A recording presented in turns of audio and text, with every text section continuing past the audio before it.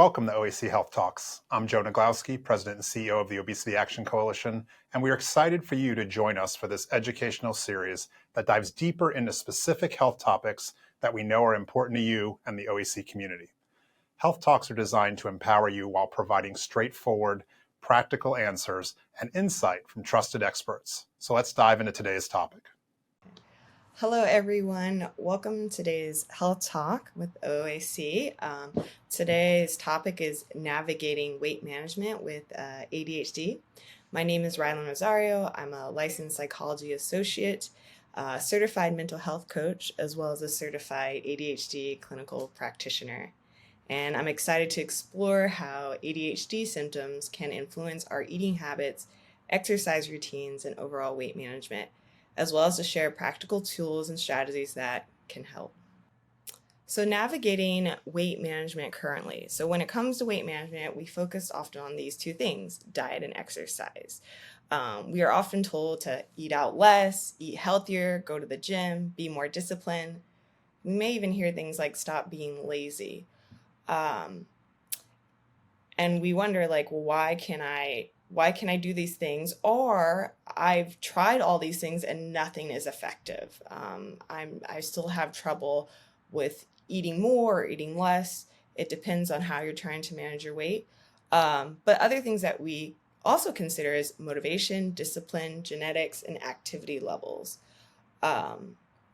People with ADHD often find managing their weight more challenging due to factors like impulsivity, difficulties with organization, and emotional dysregulation. Today, we'll break down these connections and learn how addressing ADHD-specific challenges can lead to healthier eating patterns, more consistent exercise, and ultimately improved well-being. So before we hop into ADHD, I want to talk about neurodiversity. So what is neurodiversity? We've been hearing that word a lot, probably in the last 5 years, I would say. It is the variety in how people think, learn, and interact with the world without seeing these differences as deficits. Neurodiversity is often associated with ADHD as well as autism spectrum disorder. But you can also be neurodiverse if you have something like borderline personality disorder or severe anxiety. Again, it's all about how we look at the world, how we process information and engage and navigate our world, right? So why is this important? So understanding neurodiversity and specifically ADHD and recognizing its impact on weight management raises important questions about how healthcare approaches weight management. How does thinking differently and processing differently affect weight-related decision-making behaviors? So attention deficit hyperactivity disorder, or ADHD for short, is a neurodevelopmental disorder that affects a person's behavior, memory, motor skills, or ability to learn. So I want to point out neurodevelopmental. What that means is that you would often see the symptoms in childhood, starting in childhood, even though we know that people are getting diagnosed later and later. But even when diagnosed later, we can take a history and see that this symptom started in early childhood. The average age for a male to get diagnosed with ADHD is 7 years old. And for females, typically get diagnosed later, with the average age being 37 years old. You can get diagnosed as early as 2 years old. So there's a big age diagnosis deficit, I guess you could say, among males and females. And particularly is that in males, when they get diagnosed, we often see the hyperactivity, the jumping around, not being able to sit still. So they get noticed pretty easily. Often with females, they often internalize those symptoms. So they may think that they're not good enough. It may be low self-esteem. There's some inattentiveness, but not enough that it is disruptive to the classroom. So they may not notice till later in life when things start to seem a lot more unmanageable when it comes to work or school or relationships.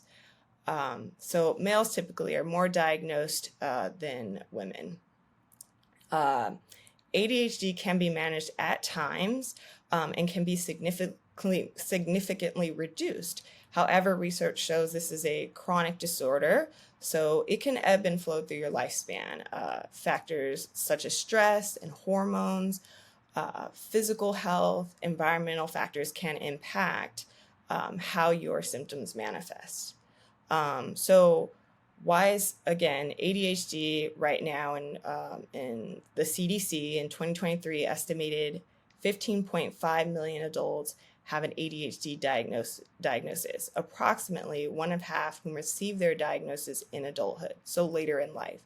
So 1/3 of those adults with ADHD take stimulant medication. And what we know recently is 70% of those individuals had difficulty filling their prescription. So that's going to cause some symptoms, and it may impact how they manage their weight if they're not getting the medication that they need. An estimated 7 million children ages 3 to 17 have been diagnosed with ADHD as well.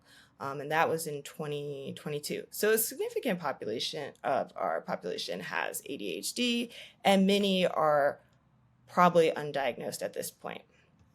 Common challenges with weight. So people with ADHD may struggle with impulse control, attention, organization, and working memory, which can affect their diet and physical activity. So let's talk about executive functioning. What is that? So executive functioning is a part of the brain that allows us to plan and organize. So that is more difficult in an ADHD brain. So let's say you see a dietitian and they said, okay, well, let's put you on a keto diet. That is a popular diet that right now that focuses on proteins, less carbs, vegetables, right, and less sugar. So they give you a grocery list, they tell you what meals to make and how often you should eat. So if planning, organizing is difficult for you, so you go to the grocery store, that can be overwhelming. Trying to go in each aisle, pick the items that you have, making sure you didn't forget anything, then going home and then sorting through those ingredients, right? So grabbing out pots and pans, salt and pepper, making sure that all the timing is done properly. By the time you even get to that point, you're exhausted, you may feel overwhelmed, and so you may retreat to something like an unhealthy snack, or maybe you just hop over to McDonald's because that's just so much easier when we have to do things like planning a meal or going to the grocery store. So obviously that's going to impact our health. So other things is impulse control. So you may struggle with something like binge eating or emotional eating when days are more difficult, or maybe your ADHD symptoms are more increased because you had a stressful day at work. So you're more likely to binge eat or emotional eat because you've had a difficult day.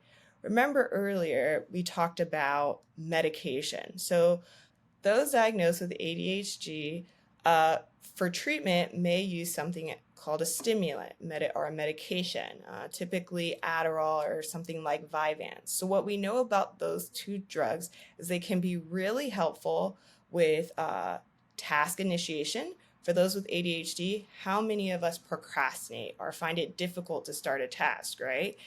So like going outside to do a physical activity, going to the gym, running around the neighborhood. If you can't initiate the task, you're never going to get started, right? So it makes trying to manage weight a lot more difficult.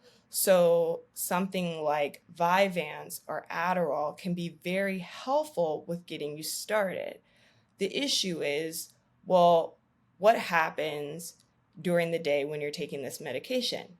It can stop the food noise, or suppress appetite, so you're not hungry. So during the day, you might go on without eating and during breakfast or lunch. So we know that's not healthy.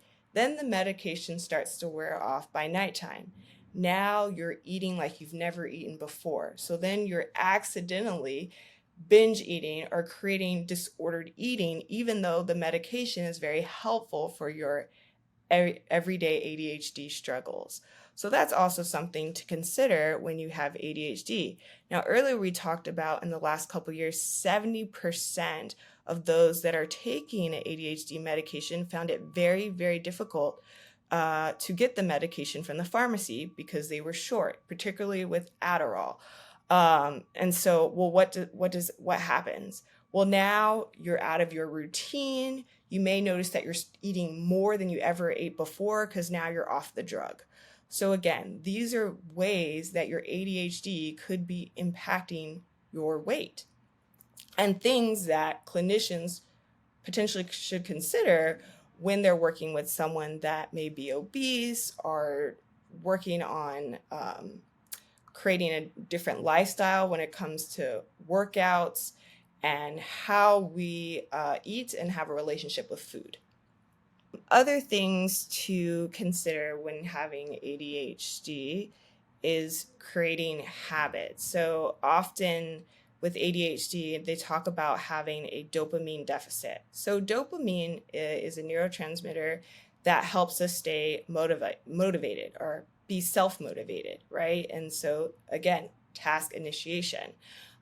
So if you have a deficit of dopamine, again, it's going to be really, really difficult for you to not only start a new healthy habit, but you also may notice that it's hard to sustain that habit as well.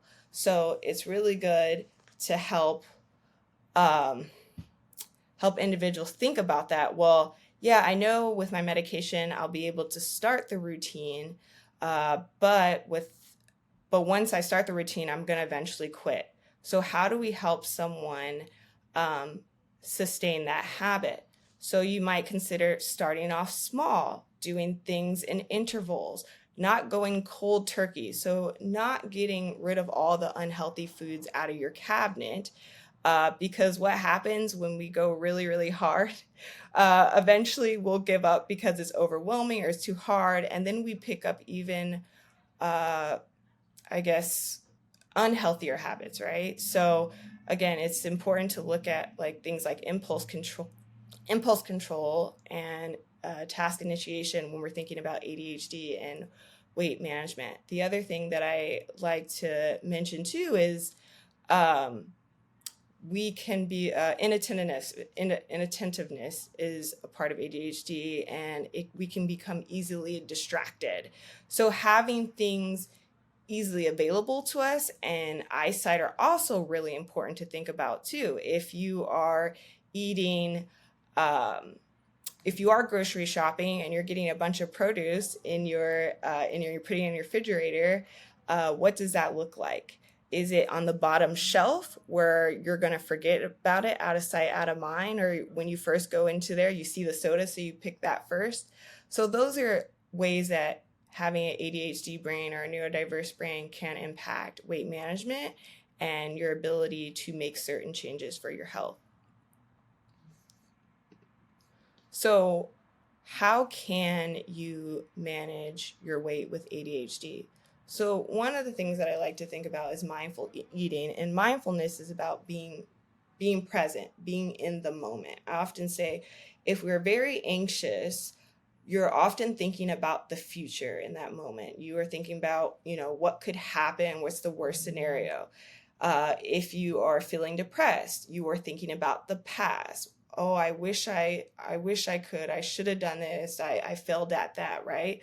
So anytime you notice that you're thinking more about the past or the present, you want to bring yourself, about the future, you want to bring yourself back to the present moment. And you can usually do that through a breathing exercise, taking a pause, going for a walk, ground yourself again. So what does mindful eating look like? It looks like not multitasking when we eat. How many of us are watching TV and on our cell phone while we're eating a meal, so that when we're eating, we're just consuming? We're not thinking about how it tastes, how much we ate. How many of us eat so much because we're eating so fast, not paying attention? At the end, we're full, we're like in a food coma, our stomach hurts.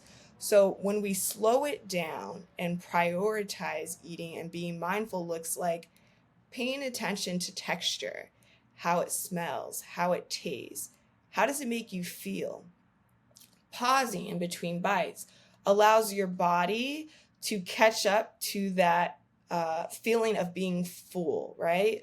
Those with ADHD, sometimes we find it difficult to understand or know when our body is feeling a certain way or certain sensations. So like being full or tired or achy, even something like having to pee, oftentimes the ADHD person may not recognize that until it's really late and now they're rushing to find a bathroom.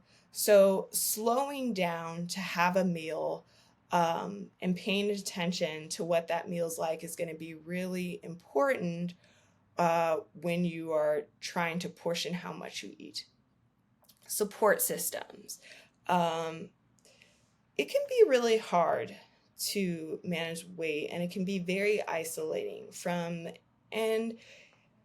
and the ways that can be, when we look at TV, when we look at social media, it can be really hard and can allow us to be very self-critical of ourselves. So having a support system is going to be helpful. Having a cheerleader, people that can hold you accountable, that might go for a walk with you, that will have a healthy meal with you, that can remind you of that you said you want to do this thing today to manage your weight.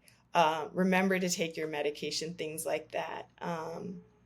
To normalize that everyone at some point needs to manage their weight, rather for different reasons, health, lifestyle, all those things.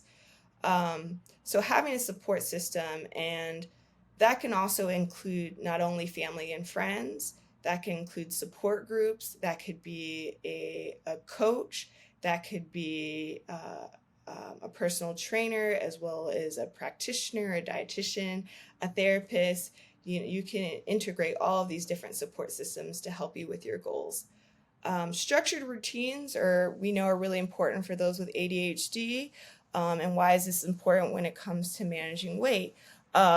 Having a structured routine, so that having at the same time that you eat breakfast, having snacks in between, having a lunch and a dinner at the same time every day can be really important, especially for those that struggle with impulse control, right? And things like binge eating. Having the same time that you take your stimulant, so at the end of the day when it wears off, maybe make sure that you have healthier snacks available. So one cool thing that I recently saw was for those with ADHD, where you have your condiment shelf, put all your healthy snacks on that shelf and just put your condiments at the bottom. So when you reach right into the fridge, they're at eye level and the first thing that you see. So incorporating that into your routine can be really helpful. Healthy food environment. So oftentimes, like any of us, we can be tempted. So things like trying to go to places where there's healthier options can be helpful. Maybe taking the snacks that that are really hard for you to let go, make them not visible. Making sure that you are having things that that will feel good in your body, available to you and easily accessible to you. The other thing is celebrating small wins. For those that are trying to lose weight, or you have a weight goal, or you want to run a 10K, celebrate even the small win. Like, if you got up today and you just walked around for 5 minutes, that's a win. That's something you didn't do the day before. You don't have to wait until you reach your big goal, but all the little wins are just as important. The fact that you went and got a therapist, or you got a coach, or you were vulnerable with a friend and said, hey, I need help. Like, those are also wins and are going to help you towards your ultimate goal, whatever that is. So I think it's really important to remember those that are struggling with ADHD or neurodiverse, to talk to your clinicians, talk to your peers, Also do your own research. I know that, this is what I study and I specialize in, but I definitely encourage you to read up about this stuff on podcasts or articles in journals or OAC, because then you'll have more information when you talk to your providers, and you'll have more confidence when you're going to advocate for your health needs and what kind of routines and health treatment you would like to receive. I can't stress that enough.